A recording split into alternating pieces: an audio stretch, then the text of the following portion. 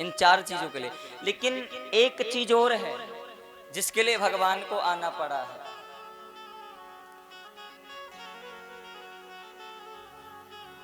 आपने कभी गज और ग्रह की कथा सुनी है? गज और ग्रह नहीं सुनी? जिसने सुनी, गज और ग्रह क्या है? गज क्या है, ग्रह क्या है? ये शरीर के अंदर ही है सारी चीजें, आध्यात्मिक चीज से चले तो।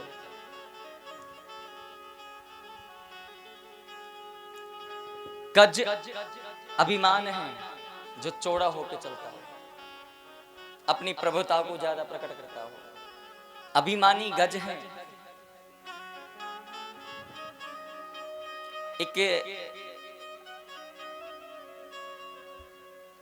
परिवार के साथ में, अपनी पत्नी हथनी के साथ, बच्चों के साथ में त्रिकूट पर्वत के नीचे एक सरोवर है, और उस सरोवर में एक ग्रह रहता है। ग्रह,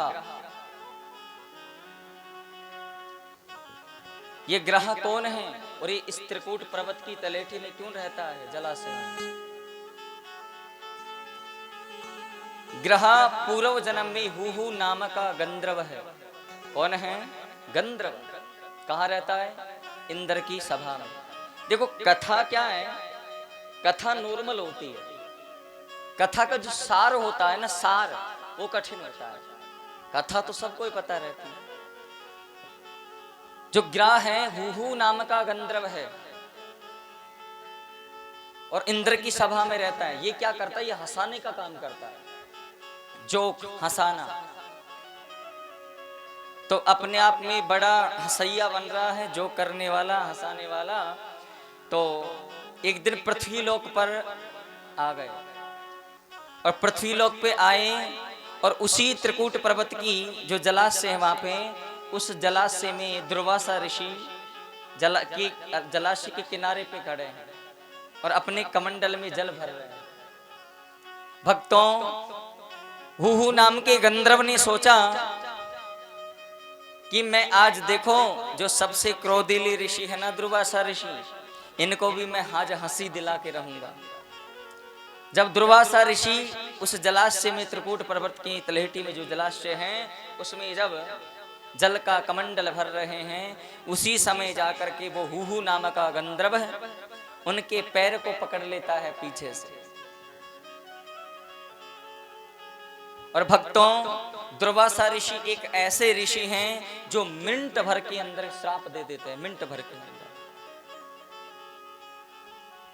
आज वो हुहु नाम का गंधर्व उनका पैर पकड़ के हंसने लगा। संदेश ये कि अंत में मुक्ति का कारण क्या है। गज अपनी पत्नियों के साथ में त्रिकूट पर्वत की जलाशय में उसमें स्नान करने गया, तो उस ग्रह ने उस गज के पैर को पकड़ लिया और नीचे दलदल में खींचने लगा।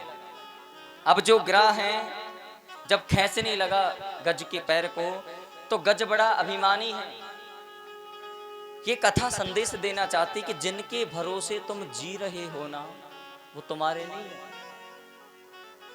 गज किसके भरोसे था? परिवार के, पत्नी के, बच्चों के। बच्चों को साथ लेके गया, पत्नी को साथ लेके गया, लेकिन ग्रह ने जब पैर को खींचा तो गज का साथ कोई नहीं दिया। बुरे समय में आपके साथ कोई नहीं रहेगा। समय समय की बात है, समय बड़ी बलवान, भीलन लोटी गोपिका, वही अर्जुन बन वही बान। समय समय की बात है, समय को परखे ज्ञानी, काऊ समय पे धूप है तो काऊ समय पे बरसे पानी। समय की बात होती है। भक्तों, आज जो गज है ना, उसके पैर को जब ग्रह खींचने लगा दलदल के अंदर, तो परिवार, बीवी, बच्चे सब दूर हो गए। सोचने लगे कि आज ग्रह गज है वो बच नहीं सकता, आज ग्रह ने इसे अपने जंगल में फंसा लिया है। अंत में जाकर के जो गज की सूंड एक तिल मात्र भर की, ध्यान से सुनना, तिल मात्र भर की उस दलदल से बाहर बची है। हे प्रभु, मुझे दुनिया में आपके अलावा कोई नहीं बचा सकता। जहाँ पर कृपा राम की होई ता पर कृपा करे सब कोई। आज जिन परिवार के भरोसे में चल रहा था, बीवी बच्चे पत्नी परिवार, आज सारे मुझे छोड़ करके चले गए। अब बताओ मेरा कौन दुनिया में। भगवान ने कहा चिंता मत कर, जिस दिन तुझे पूरी दुनिया छोड़ देगी ना, उसी दिन मैं तुझे अपनाऊंगा, वरना तो दुनिया के पास में रहना। भगवान अंत समय में गज का तिल भर का जब सूंड डूबने लगा तो भगवान प्रकट हो गए, और आज अपने सुदर्शन चक्र को चला करके प्रभु ने उस गज के साथ में ग्रह का भी उद्धार किया है। भक्तोर भगवान जय। ये कथा है, ये कथा है। इसमें 8 तत्व बोध सार हैं। गज और ग्राम में 8 तत्व बोध सार, जिनको सुनने में टाइम लगता है। ये सुनाई है ना मैंने, ये कथा है, सब जानते इसको। इसका सार क्या है वो पता नहीं है। बोध क्या है, गज क्या है, ग्रह क्या है, वो जलाशय क्या है, त्रिकूट क्या है, भगवान क्यों प्रकट हुए, ये सारे प्रश्न हैं।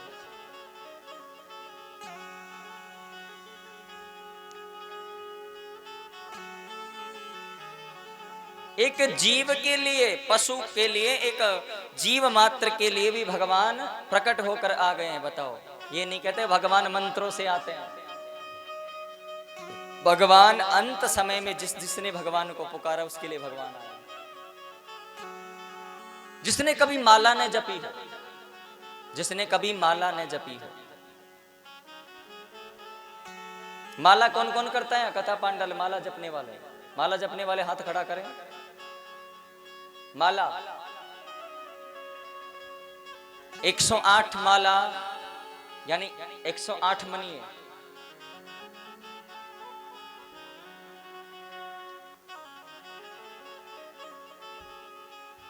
माला जिसने नहीं जपी जीवन भर। आपने कभी वाल्मीकि रामायण पढ़ना? आप वाल्मीकि रामायण के अंदर 24,000 श्लोक है। वाल्मीकि रामायण के अंदर खटवांग राजा है। खटवांग राजा ने कभी भगवान का नाम ही नहीं लिया, और अंत में 2.5 घड़ी के अंदर वैकुंठ चला गया। कितनी घड़ी के अंदर? 2.5 घड़ी के अंदर खटवांग राजा, जो जीवन भर भगवान का नाम नहीं लिया, वो खटवांग राजा 2.5 घड़ी के अंदर प्रभु के शरण में चला गया। ऐसे ही अजामिल नाम का ब्राह्मण है। एक अजामिल नाम का ब्राह्मण है, वेदवादी ब्राह्मण है, और अब वेदवादी तो है लेकिन दुर्बुद्धि हो गया। चोरी करना, डाके डालना, गाली देना। अब उसके या संत आए चतुर्मास के समय में, तो संतों ने कहा कि इस नगरी में कोई ब्राह्मण रहते हैं क्या? किसी ने बताया हाँ ब्राह्मण के घर चले गए। अब वो संत उस अजामिल नाम के, देखो अंते मते सोगते, अंत में क्या करना है। अंत में वो अजामिल नाम के ब्राह्मण का जो है ना, उसकी गति कैसे होगी। उसके संत गए, संत गए तो उस अजामिल नाम के ब्राह्मण ने उनका पोथी सब कुछ छीन लिया और उनको गाली देने लगा, भिक्षा डालने की बजाय, भोजन कराने की बजाय।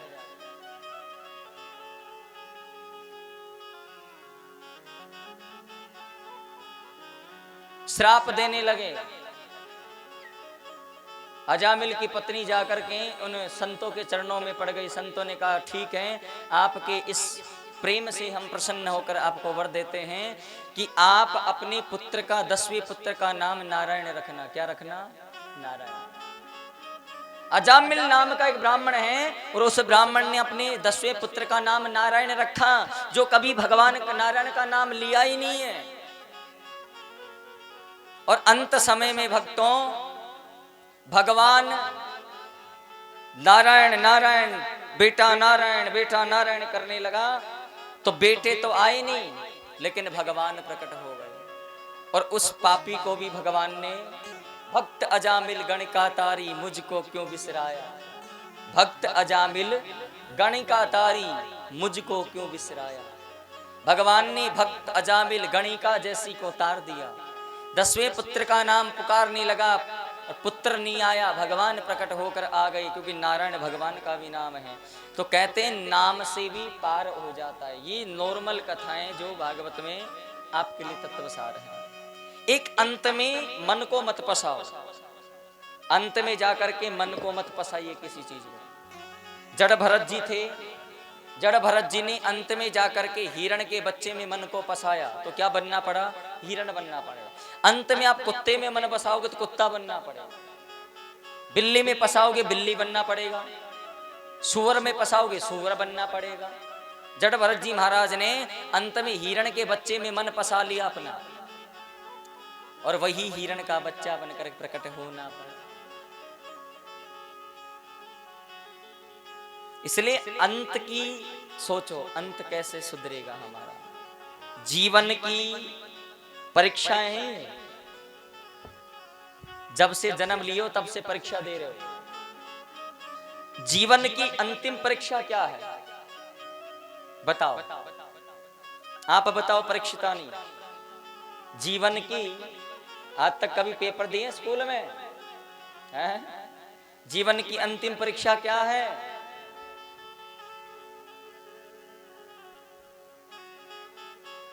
इसलिए तो मैं आप लोगों को कभी कठिन बात नहीं बताता, इसलिए नॉर्मल मैं भी सुना कर निकाल देता हूं। तो मैं जानता हूं घड़े में उसी में पानी डाला जाता है जो डांट सके। हाँ,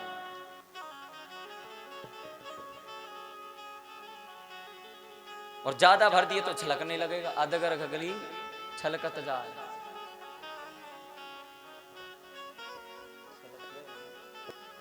यथार्थ जो हिरण्याक्ष था उसका भाई हिरण्याकश्यपु। लोभ और पाप है ये दोनों, हिरण्याकश्यपु और हिरण्याक्ष कौन है? लोभ और एक पाप है। ये चरित्र हैं आपके बच्चों के लिए। आप अपने बच्चों को बड़ी से बड़ी शिक्षा दे लीजिए। आप अपने बच्चों को एसडीएम बना दीजिए, कलेक्टर बना दीजिए, जज बना दीजिए। आपका बच्चा है ना, कलेक्टर तो बन गया, न्यायाधीश भी बन गया, डॉक्टर भी बन गया। आज तक आपके बच्चे को ये पता नहीं राम क्या है, आपके बच्चे को ये पता नहीं गीता क्या है, आपके बच्चे को ये पता नहीं भागवत क्या है। तो वो जीवन में डॉक्टर तो बन गया, वो दुनिया का इलाज करेगा, लेकिन अंत गति खुद की नहीं कर सकता, अंत में खुद का इलाज नहीं कर सकता। जज बना दिया अपने बेटे को, जस्टिस न्यायाधीश बना दिया, दुनिया की न्याय करेगा, लेकिन खुद की न्याय फंस गई, तब क्या करेगा बताओ? क्योंकि वो कभी मंदिर ही नहीं गया, कभी आपने उसे कथा ही नहीं सुनाई, कभी उससे आपने व्रत नहीं करवाए। भक्तों, जो हिरण्याकश्यपु है उसकी पत्नी का नाम है कयादु।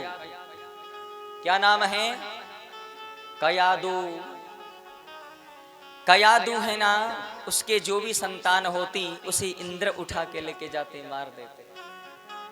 एक अद्भुत बालक गर्भ में आए हैं तो नारद जी कहने लगे, गर्भ की अवस्था में गुण की उत्पत्ति होती है, गर्भ की अवस्था में गुण डलते हैं।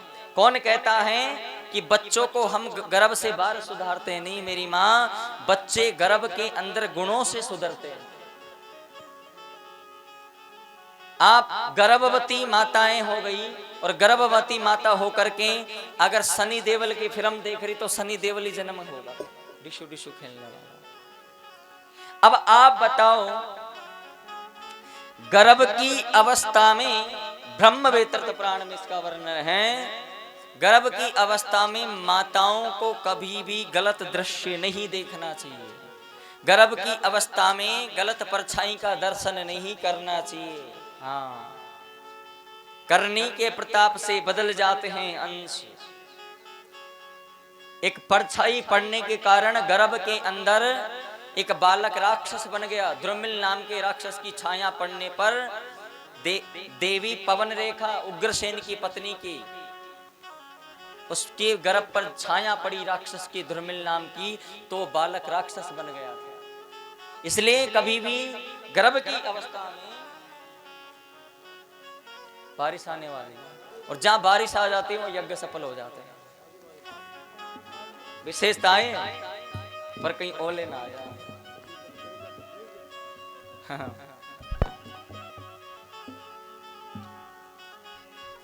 भक्तों, एक एक बालक को करके उठा के लेके जाता। इधर जब प्रहलाद जी का जन्म हुआ, गीता पढ़ रही हो ना मेरी माँ, गीता गर्भ की अवस्था में क्या पढ़ना चाहिए? गीता पढ़ना चाहिए।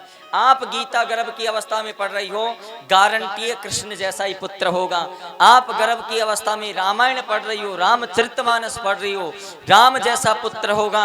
और आप गर्भ की अवस्था में सत्यनारायण की कथा सुन रही हो या सत्यनारायण की कथा पढ़ रही हो, मंदिर जा रही हो, पूजा पाठ कर रही हो, तो भक्त प्रहलाद जैसा ही पुत्र होगा। और आप अगर राक्षस प्रवृत्ति कर रही हो गर्भ के अंदर, तो राक्षस प्रवृत्ति का बालक हो, गुण गर्भ के अंदर डलते हैं। आज माता कयादु भगवान सत्यनारायण का व्रत करती है, तो उस समय प्रहलाद जी गर्भ के अंदर थे, तो ये उनका भक्त निकला।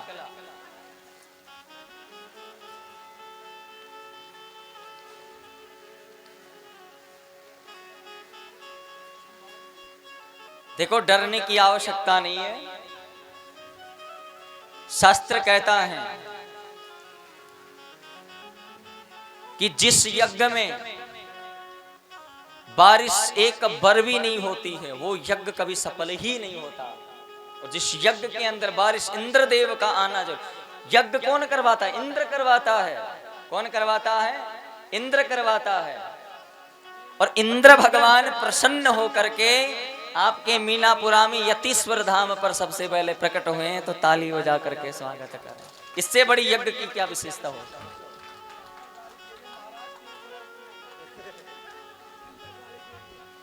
वो अपनी अपनी इच्छा है। काम सबको नॉलेज होती है कि मुझे काम इतने दिन में करना है, वो अपनी अपनी विशेषता है। अब इतने में दिया नारद जी के कहने पर इंद्र ने। अब प्रहलाद के जो पिता हैं उसको गुरुकुल में पढ़ने के लिए भेजते हैं। और गुरुकुल में कौन सी शिक्षा लेने के लिए भेजते हैं? असुरी शिक्षा, असुरी ज्ञान।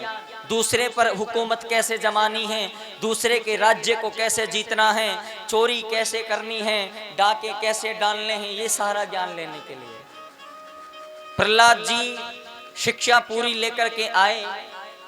और उनके पिता ने पूछा, पुत्र ये बताओ तुम गुरुकुल में क्या सीख करके आए?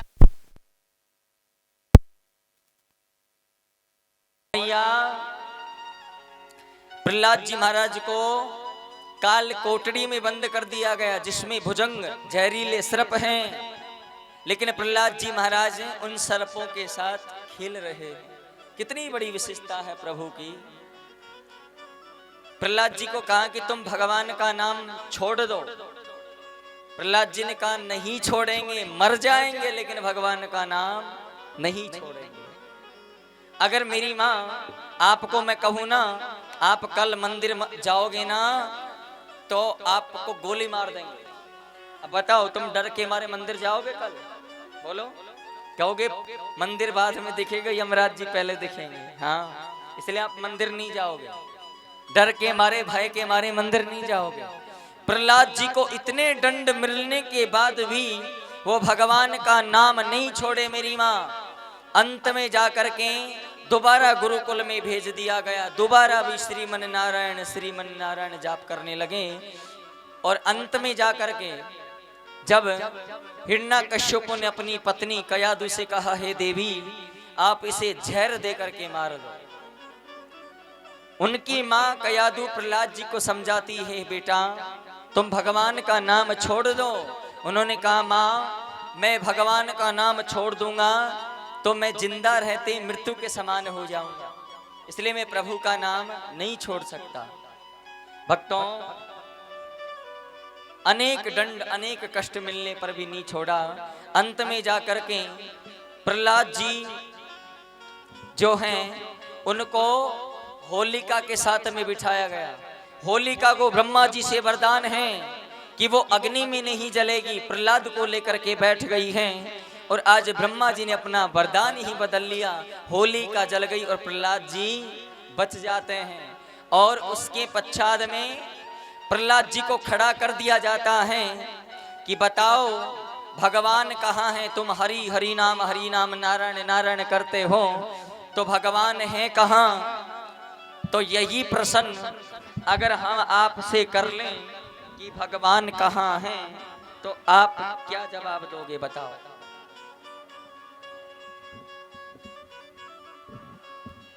आप बताओ मैया भगवान कहाँ है? बोलो, पता है? कहीं घर पे चाय पी रहे हो उस समय हैं? कहाँ है भगवान? प्रहलाद जी से पूछा गया है ये सवाल मेरी माँ कि भगवान कहाँ है? तब प्रहलाद जी ने कहा है हरि व्यापक सर्वत्र समाना प्रेमत प्रगट होई मैं जाना। भगवान तो कण कण में है मेरी माँ। अब कण कण का मतलब ये थोड़ी है कि भगवान नाली में भी हो गए। बोलो, क्या आपके अंदर भगवान है? बताओ, आप लोगों के अंदर है भगवान? कहाँ है? हाथ में, पाँव में, दिमाग में, कहाँ है? बोलो मैया। छोटी सी कथा सुनो, फिर उसके बाद वामन चरित्र होगा। कहाँ है प्रभु?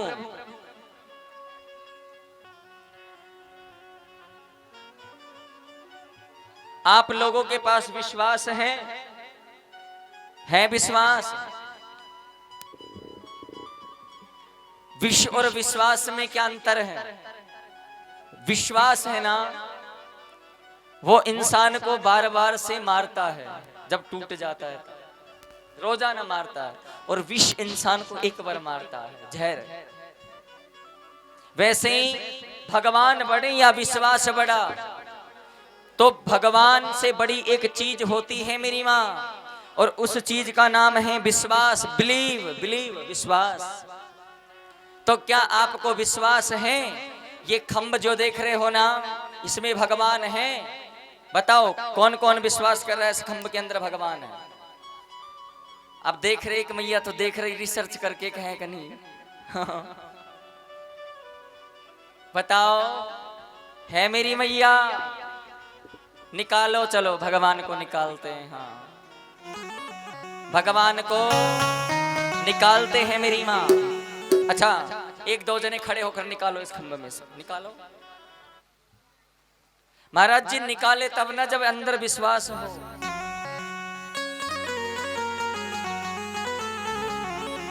बताओ, निकाल सकते हो?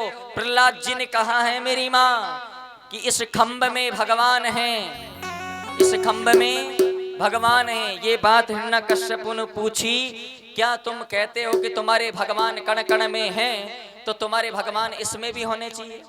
तो आपके अंदर हैं, तो भगवान आपका सीटी स्कैन करा लेते हैं। अभी सीटी स्कैन के अंदर शरीर की एक एक नस के अंदर क्या क्या रोग है वो सब आ जाता है। एक्सरा करवा लेते, हड्डियां जब दिख रही है तो भगवान तो बहुत बड़े, वो भी दिखे, क्यों नहीं दिखेंगे? जब हड्डियां दिख गई तो भगवान क्यों नहीं दिख रहे? बताओ, भगवान है, भगवान है मेरी माँ, लेकिन विश्वास नहीं है। क्या नहीं है? विश्वास। प्रहलाद जी ने कहा इस खंभ में है भगवान। आज वो अंधविश्वासी मेरी माँ आज गदा को उठाकर उस खंभ को तोड़ देता। काठ का खंभ था और उस खंभ के अंदर से नरसिंह भगवान प्रकट होकर के आते हैं। बोलिए नरसिंह भगवान की जय। और मत मारो पिताजी। मरने के लिए तैयार हो जाओ। हिरण्यकश्यपु हंसने लगा मेरी माँ कि देखो आप मुझे नहीं मार सकते। क्यों नहीं मार सकते? हाँ, क्योंकि मैंने ब्रह्मा जी से वरदान पाया है।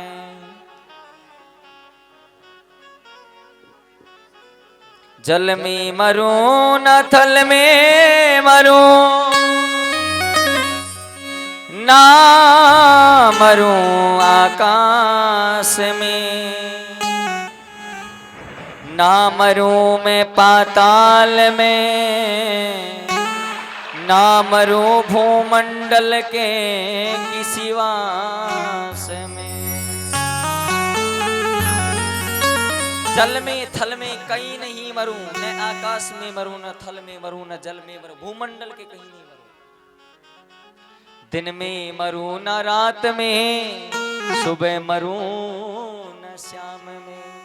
सुबह मरूं न शाम में मरूं, हाँ, अस्त्र से मरूं न शस्त्र से मरूं, दैत्य से मरूं न दानव से मरूं, पिशाच से मरूं न गंधर्व से मरूं, न मरूं मैं मानव से, किसी से नहीं मरूं। ये वरदान ले रखे हैं, अनेक वरदान। भगवान हंसने लगे कि देखो, पहली बात तो ये कि आप होना न तो जल में हो न थल में हो। हाँ, आप मेरी जंगाओं पे विराजमान हो, न जल में हो न थल में हो, तो मरोगे, आप तैयार हो जाओ। वो कहने लगे मैं नहीं मरूंगा। हंसने लगा, क्यों नहीं मरोगे? क्योंकि मैं अंदर मरू ना बाहर। देखो बीच तलेटी पे बैठे, मरो, तैयार हो जाओ। हंसने लगा, अभी भी नहीं मरूंगा। क्यों नहीं मरोगे? क्योंकि प्रभु मुझे ब्रह्मा जी ने वरदान प्रदान कर रखा है कि मैं दैत्य से मरूं ना दानव से मरूं। तो हमें तो देखो, हम है कौन? दैत्य दिख रहे हैं, दानव दिख रहे हैं, मानव दिख रहे हैं, जानवर दिख रहे हैं, कि प्रभु आप तो दोनों ही हो, तो मरने के लिए तैयार हो। फिर हंसने लगा कि अभी भी नहीं मरूंगा। तो कैसे मरोगे? कि मुझे ब्रह्मा जी से वरदान है, मैं अस्त्र से मरूं ना शस्त्र से मरूं। तो उन्होंने कहा ये बड़े बड़े जो नाखून है ना, आपके लिए हैं, आपके विशेष तौर पे आपके लिए अस्त्र तैयार किए हमने।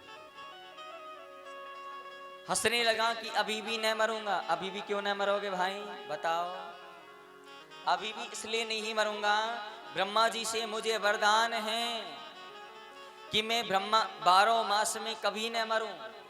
12 मास में कभी न मरूं। और होते 12 मास ही। भगवान नारायण अब असमंजस में पड़ गए कि मैं क्या करूं, बड़ा चतुर है। हाँ, भगवान नारायण भी कम नहीं थे मेरी मां। भगवान नारायण ने उसी समय क्या किया, जितने नक्षत्र ग्रह होते हैं इनको आदेश दिया, और जितनी तिथियां होती हैं, जैसे ये गठविध होती है ना, 9वीं 10वीं एक हो जाती हैं, होती है ना, 11 12 एक हो जाती है, एकादशी द्वादशी एक हो जाती है। ये जो तिथियां घटती हैं, इन तिथियों को भगवान जोड़ने लगे, और इन तिथियां जो घटती हैं, जितनी तिथियां घटती हैं, इन तिथियों घटी हुई तिथियों को जोड़ करके भगवान ने अधिक मास का निर्माण कर दिया। किसका निर्माण कर दिया? अधिक मास का निर्माण किया प्रभु ने, भागवत में वर्णित है इस चीज का। और कहा कि देखो आपके लिए हमने अधिक मास का निर्माण कर दिया, 13वां महीना बना दिया, अब तो मारने के लिए तैयार हो जाओ। अभी भी हंसने का कि मैं अभी भी नहीं मरूंगा। अभी भी क्यों नहीं मरोगे भाई, बताओ? कि मुझे ब्रह्मा जी से वरदान है, मैं ब्रह्मा जी की बनाई हुई सृष्टि में किसी से न मरूं। भगवान सोचने लगे, मूर्ख प्राणी, ब्रह्मा जी से ये तो पूछ लेता ब्रह्मा जी को किसने बनाया है। हाँ भाई, ब्रह्मा जी से तुमने वरदान पा लिया कि ब्रह्मा की सृष्टि में मैं किसी से न मरूं, तो ब्रह्मा जी के पिताजी हम हैं, ब्रह्मा जी को हमने, ब्रह्मा जी है ना, उनको तो हमने खुद बनाया था, तो अब तो मरने के लिए तैयार हो गए। आज भगवान ने बीच तलेहटी पे आज हिरण्यकश्यप का आज जो हृदय है उसको चीर दिया, छाती को, और उसमें से रक्त निकाल करके भगवान उस रक्त से अपना श्रृंगार कर रहे हैं, रक्त से भगवान स्नान कर रहे हैं। इस दृश्य को देख करके प्रहलाद जी महाराज कंपित मान हो गए और भगवान की स्तुति गाने लगे हैं। और लक्ष्मी ने ये रूप देख करके लक्ष्मी भी भयभीत हो गई। अब अंत में जाकर के प्रहलाद जी महाराज के कहने पर नरसिंह भगवान शांत होते हैं और प्रहलाद जी को भक्ति प्रदान कराते हैं। प्रहलाद जी ने कहा, हे प्रभु, मेरे पिता को आप मुक्ति दीजिए, मेरे पिता को मुक्ति दीजिए। भगवान नारायण ने प्रहलाद जी के पिता को मुक्ति प्रदान कराई है। और आगे चलकर इसी वंश में प्रहलाद जी हुए, प्रहलाद जी के हुए वीरोचन, वीरोचन के राजा बलि हुए। कौन हुए हैं? राजा बलि। राजा बलि दैत्यों के राजा है, और राजा बलि इतने बड़े बलशाली राजा हैं मेरी माँ, इन्होंने तीनों लोकों पर राज्य कर लिया। जो स्वर्ग है उस पर जाकर अपना आधिपत्य जमा लिया। ये कथा सुन लीजिए, उसके बाद झांकी आएगी। और भगवान नारायण से कहा, प्रभु हमारे पुत्रों का जो राज्य है वो आज असुरों ने छीन लिया है, और उनकी सहायता आज दैत्य राज जो बलि हैं वो कर रहे हैं। भगवान बामन बन के आते हैं। बामन का अर्थ होता है 52 उंगल का। कितने उंगल का मेरी माँ? भगवान 52 उंगल के बन के आए, 52 उंगल के। और जब 52 उंगल भगवान का जन्म हुआ तो इनके जन्म होते ही आकाश भगवान प्रकट हो गए। आकाश भगवान ने प्रकट होकर के इनको छत्र दिया ओढ़ने के लिए। भूमाता पृथ्वी माता प्रकट हो गई। भूमाता प्रकट होकर के इनको चरण पादुका पहनाई, जिसे अब चप्पल बोलते हो, चरण पादुका पहनाई। और कश्यप जी महाराज ने इनको रुद्राक्ष की मालाएं पहनाई। अदिति ने इनको मेखलाएं पहनाई है। और कुबेर देव भगवान प्रकट हो गए। कुबेर देव भगवान ने इनको कमंडल दिया है कि लो भिक्षा मांगने के लिए कमंडल ले लो। और अन्नपूर्णा देवी भगवती मैया प्रकट होकर के इनको भिक्षा डालती हैं। और उस भिक्षा को लेकर के छोटे से बामन भगवान देव गुरु बृहस्पति के पास में जाते हैं। और बृहस्पति के पास जाकर कहते हैं, गुरुदेव देखो हम भिक्षा लेकर के आए हैं, लो भिक्षा लो। देव गुरु बृहस्पति कहते हैं, बामन भगवान हम ऐसी छोटी मोटी भिक्षा से प्रसन्न होने वाले, ऐसी छोटी मोटी भिक्षा से प्रसन्न होने वाले नहीं हैं। अगर हमें प्रसन्न करना है तो तीनों लोकों का साम्राज्य लाकर दो तो प्रसन्न होंगे, ऐसी छोटी मोटी भिक्षा से प्रसन्न नहीं होंगे। बामन भगवान कहने लगे, तो गुरुदेव भला इस समय हमें 3 लोकों का राज्य कौन दे सकता है? देव गुरु बृहस्पति कहने लगे, बामन भगवान दैत्यों के राजा बलि इस समय नर्मदा किनारे बैठ करके यज्ञ पर यज्ञ किए जा रहे हैं, आप उनके पास में जाओ और 3 लोकों का राज्य ला कर दो तो प्रसन्न होंगे हम। मैया आज नन्हे से 52 उंगल के बामन भगवान, छोटे छोटे पांव हैं, उन छोटे छोटे पांवों से चटपट चटपट चटपट करते हुए नर्मदा की ओर बढ़ चले, जहां दैत्य गुरु शुक्राचार्य के साथ में राजा बलि यज्ञ कर रहे हैं। अब जो ही बामन भगवान को आते देखा तो राजा बलि आज ब्राह्मणों सहित संतों सहित खड़े हुए हैं और स्वागत कर रहे हैं। स्वागतम ते नमस्तुभ्यं ब्रह्मण किमो कर्मावते, ब्रह्म ऋषिणां तपः साक्षात् मन्यत्वारे वपुर्धरम्। राजा बलि कहते हैं, मानो आज साक्षात सूर्य भगवान बाल रूप धारण करके आ गए हैं। आइए स्वागत है, स्वागतम ते नमस्तुभ्यम। क्या चाहिए आपको? आपको भोजन करना है, भोजन करिए। आपको दान चाहिए, दान लीजिए। और अगर आप अविवाहित हैं तो किसी ब्राह्मण की छोटी सी कन्या ढूंढकर आपका विवाह करा देते हैं। बोलो आपको क्या चाहिए? बामन भगवान कहने लगे, वाह राजा बलि, जैसे तुम्हारे पूर्वज थे वैसे ही तुम हो। तुम्हारे दादा प्रहलाद जिन्होंने भगवान को प्रकट कर दिया, तुम्हारे पिता वीरोचन जिसने सर्वस्व दान दे दिया, और तुम भी कम नहीं हो। पर हमें कुछ नहीं चाहिए। यहाँ पर बामन भगवान त्याग दिखाते हैं। एता यावत सिद्धोहम वित्तम यावत प्रियोजनम यायद्रोपछिन्नम संतुष्टो वर्तते सुखम। बामन भगवान कहते हैं, ब्राह्मण को सदैव संतुष्ट रहना चाहिए। या यद्रोपछिन्नम संतुष्टे वर्तते सुखम। पर एता यावत सिद्धोहम वित्तम यावत प्रयोजनम। ब्राह्मण को उतना दान तो देना चाहिए जितने ब्राह्मण का कर्म है, उतना दान तो उसे दो। राजा बलि कहने लगे कि मांगिए, आपको क्या चाहिए? नहीं, हमें कुछ नहीं चाहिए।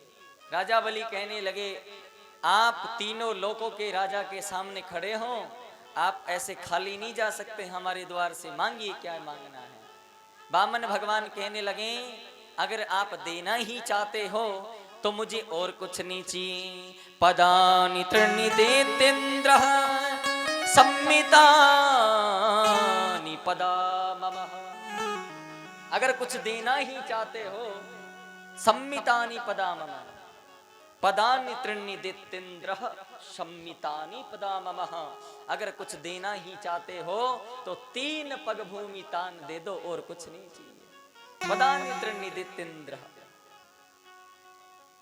राजा बलि हंसने लगे, अरे वाह, जब से आए हो, जब से बड़ी बड़ी बातें किए जा रहे हो, जैसे कोई बड़े बुजुर्ग बात कर रहे हो, और मांगने की बारी आई तो अपनी तरह बाने बन गए, बोने बन गए, बोने बन के छोटे बन गए, छोटी छोटी बातें करने लग गए। बामन भगवान कहते मुझे ज्यादा नहीं चाहिए, 3 पग भूमि दान चाहिए। तो उन्होंने कहा जहां से आपका मन करे वहीं से नाप लीजिए। बामन भगवान कहने लगे ऐसे नहीं, संकल्प लीजिए, संकल्प लेकर के दान दीजिए। अब हाथ में कहने लगे कि दान दे रहे हैं गुरु जी, किसको? बामन को। ये बामन नहीं है, नहीं ये बामन है, नहीं 53 है, तो कौन है? ये भगवान नारायण हैं, जो बटुक का रूप धारण करके आपके सामने आए हैं। अगर आज तुमने इसे कुछ दे दिया तो तुम सदा के लिए भिखारी बन जाओ। राजा बलि कहने लगे प्राण जाए पर वचन न जाए, हम इन्हें वचन दे दिए हैं कि हम इन्हें 3 पग भूमि दान देंगे, हम पीछे नहीं हट सकते गुरुदेव। शुक्राचार्य जी सोचने लगे, गुरु के सामने जबान चलाने का लगा है, अचराज वृष श्री ही लक्ष्मी विहीनता का श्राप दे दिया, लक्ष्मी विहीन हो जाओ, श्राप दे करके अलग हो गए। अब जो ही आज बामन भगवान संकल्प करने लगे, और जिस सागर से जल डाला जा रहा है संकल्प के लिए, उस सागर की नली में जाकर के शुक्राचार्य जी बैठ गए। अब जल नहीं आता। बामन भगवान कहने लगे शुक्राचार्य जी बहुत बड़ा अपराध कर रहे हो, बीच में टांग अड़ा रहे हो। हाँ। कहने लगे मानो ऐसा लगता है कि इस सागर की नली में जंग लग गई हो, अभी ठीक कर देते हैं। आज भगवान ने एक तिनका उठाया और तिनके को उठा करके उस सागर की नली में डाला तो शुक्राचार्य जी की कान फूट गई। हाँ, जो काम में बाधा डालते हैं, जो यज्ञ में बाधा डालते हैं, कहने लगे कि अब संकल्प कर लिया है, अब दान दीजिए। प्रभु नाप लीजिए, छोटे छोटे पांव है आपके, छोटे छोटे नाप लो। कितने दिन नापोगे? छोटे छोटे पांव से इतना नापोगे, इतना। भगवान ने कहा पहले प्रणाम तो करो। हाँ, मुझे प्रणाम करो पहले।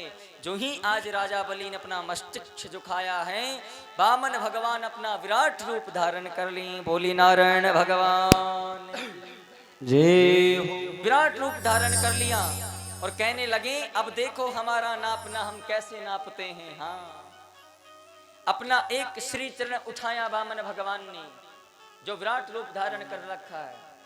एक श्री चरण उठा करके पाताल की ओर बढ़ा रहे। अतल वितल सुतल महातल अधोलोक, सीधा नीचे पाताल रसातल में ले जाकर भगवान ने अपना श्री चरण रख दिया। ऊपर दूसरा चरण उठाया, भू भुव स्वह जन मह तप सत्य और ब्रह्मांड फट गया। भगवान के दूसरे चरण से ब्रह्मांड फट जाने के कारण, ब्रह्मांड कक्ष फट जाने के कारण वहां से जल गिरने लगा। उस जल को ब्रह्मा जी अपने कमंडल में धारण किए और उस कमंडल में से भगवान विष्णु के चरणों पे छोड़े, अंगूठे पे आकर के वो जल गिरा और वही जल बहता हुआ आ रहा है जिसने विष्णुपदी गंगा कहते हैं। कौन सी गंगा कहते हैं? विष्णुपदी गंगा। भगवान के अंगूठे पे ब्रह्मा जी ने अपने कमंडल में से जल छोड़ा है और अंगूठे पे से वो जल आज गंधमादन पर्वत पे होते हुए, जो अलखनंदा नाम की नदी है, वही गंधमादन पर्वत होते हुए आ रही है, जो कि हिमालय से होकर के, जिसे भागीरथी गंगा कहते हैं। क्या कहते हैं? उसे ही भागीरथ जी लेके आए थे। उसे क्या कहते हैं? भागीरथी गंगा। गंगाएं कितनी हैं? गंगाएं कितनी होती हैं? गंगाएं 3 होती है। एक होती है विष्णुपदी गंगा, जो आकाश गंगा भी जिसे कहा जाता है। एक है भागीरथी गंगा, जिसे भागीरथ जी महाराज लेकर आए थे सगर जी के यहाँ 60,000 पुत्रों का मुक्ति कराने के लिए। और एक गंगा है पाताल गंगा। कौन सी है? पाताल गंगा। 3 गंगाएं वास करती है, तीनों में ऊपर नीचे। भक्तों, आज जो ही 2 चरणों के अंदर सब कुछ नाप लिया कि पहले में धरती नापी और दूजे में आकाश, तीजा पैर कहाँ रखूं और सारे असुर निराश। सारे असुर निराश हो गए, तीजा पैर भगवान कहाँ रखेंगे। तब वामन भगवान पूछते हैं, बोलो कहाँ रखें तीसरा चरण, आपने वचन दिया है। तब राजा बलि कहते हैं, ये बताओ प्रभु, दान बड़ा होता है या दानी बड़ा होता है? जब दैत्य राजा बलि कहते हैं कि प्रभु आप मुझे इसका वर्णन बताओ, दान बड़ा या दानी? तो उन्होंने कहा वैसे दानी बड़ा होता है। तो प्रभु अभी तक आपने मेरा दान लिया है, दानी तो बच रहा है ना। हाँ, तो आप ऐसा कीजिए प्रभु, अपना तीसरा चरण मुझ दाता की मस्तिष्क पर रख दीजिए और मुझे स्वीकार कर लीजिए। भगवान ने अपना तीसरा चरण उठाया, राजा बलि के मस्तिष्क पे रखा और सीधा पाताल में भेज दिया। और पाताल में भेजने के बाद में राजा बलि ने हाथ जोड़ लिए, प्रभु एक मैं निवेदन करना चाहता हूँ। बोलो, ये आपका जो सुंदर रूप है ना, बाकी झांकी है, इसका सदैव मैं दर्शन करता रहूं, तो क्या हम आपके गुलाम बन जाएं? हाँ, यही समझो। तो क्या चाहते हो? प्रभु मैं चाहता हूं कि आप हमारे यहाँ पाताल में रहो और आप दर्शन देते रहो। भगवान द्वारपाल बन गए हैं। क्या बन गए हैं? द्वारपाल, जिसे देव सोना कहते हैं। क्या कहते हैं? देव सोना। उस समय विवाह नहीं होते हैं, शुभ मुहूर्त इत्यादि ज्यादा अधिक निकल पाते हैं। उस समय भगवान वैकुंठ धाम को छोड़कर पाताल में चले जाते हैं और राजा बलि के द्वार पे पैरा तो छलते घूमते हैं। लेकिन आज उनको छल लिया किसी ने। किसने छल लिया? राजा बलि ने छल लिया है। उन्हें बंदी बनाकर अपने द्वार पे द्वारपाल बना लिया है। माता लक्ष्मी नारद जी के कहने पर पाताल लोक में जाती हैं और श्रवण मास की पूर्णिमा को जाती हैं और राजा बलि को रक्षा सूत्र बांधती हैं। और रक्षा सूत्र बांधने के बाद में राजा बलि कहते हैं, बहना आपको क्या चाहिए? उन्होंने कहा कि मेरे पास सब कुछ है, अगर कुछ देना ही चाहते हो तो आपका ये सुंदर द्वारपाल दे दो और कुछ नहीं चाहिए। भगवान आज वामन हैं, उनके सामने और माता लक्ष्मी के सामने हाथ जोड़कर राजा बलि खड़े हो गए कि जगतपति जगदीश्वर भगवान ने तो पहले हाथ फैला दिए मेरे सामने और आज मुझसे बड़ा कोई दानी नहीं हो सकता। साक्षात जगदीश्वरी मैया माता लक्ष्मी भी मेरे सामने हाथ फैलाने आ गई है, मुझसे बड़ा दानी कौन होगा भला। आज माता लक्ष्मी भगवान को पुनः वहां से लेकर के आती हैं और भगवान ने वरदान दिया है कि आप अगले जन्म में जाकर के आप उपेंद्र बनोगे। क्या बनोगे? उपेंद्र। बोले उपेंद्र भगवान जय हो। झांकी के दर्शन करेंगे। आज की कथा को यही विश्राम, कल की कथा के बारे में बता दिया। कल सबको कन्यादान लेके आना है, एक एक तो बुलेरो देनी है गाड़ी।